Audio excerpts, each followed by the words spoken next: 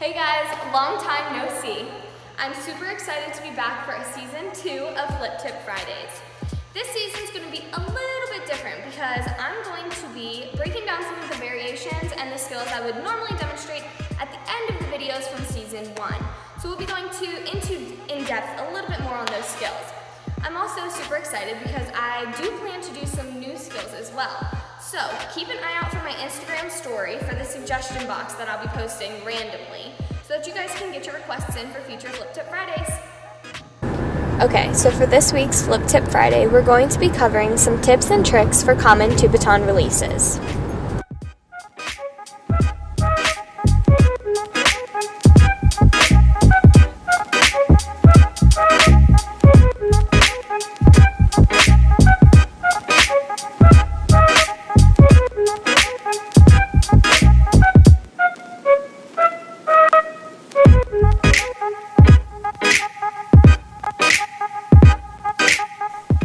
For this trick, and every single two baton trick, it's really important that we place our batons in their own airspace.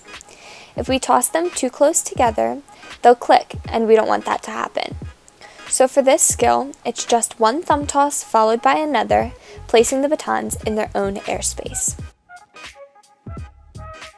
Another way to place your batons instead of side by side is front and back. By placing them this way, you are still allowing them to travel in their own airspace. This skill is commonly used before spins. While doing this skill, don't think too hard about the wrist pop circle. What you need to think about is the second wrist pop you complete. You need to keep this wrist pop as low as possible so that when you execute the high toss, you can then catch the wrist pop quickly. I like to call this skill showers. When I execute this skill, I like to place my batons in my hand a specific way, one baton a little higher than the other. It makes it easier to control in my opinion. Also, while executing this skill, you want to make sure you are placing your batons in their own airspace. Another tip that I find helpful is keeping your elbow tight to your side. This helps you maintain control over your batons.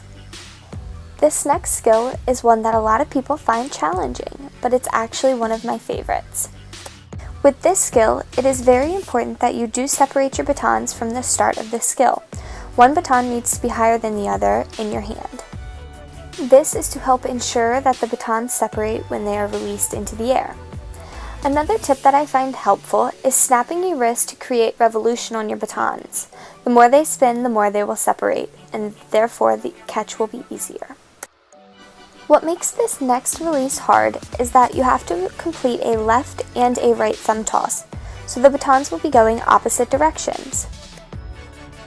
More so with this skill than any of the others we have done, separating the batons into their own airspace is the most important. For this trick, the batons go about the same height.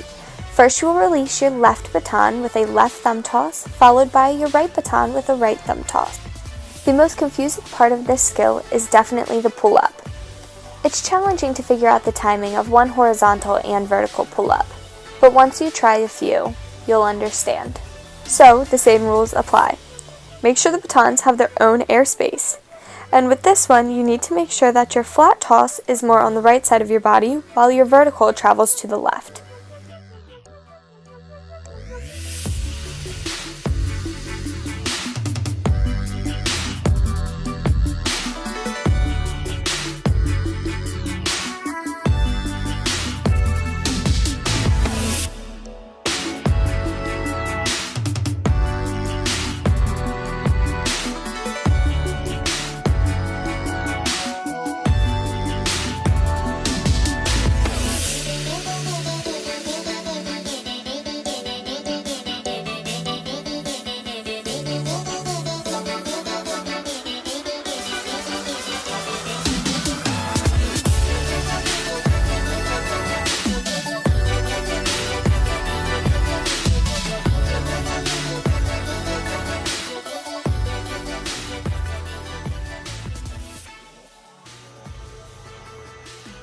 Watching the first episode of Season 2 of Flip Tip Fridays.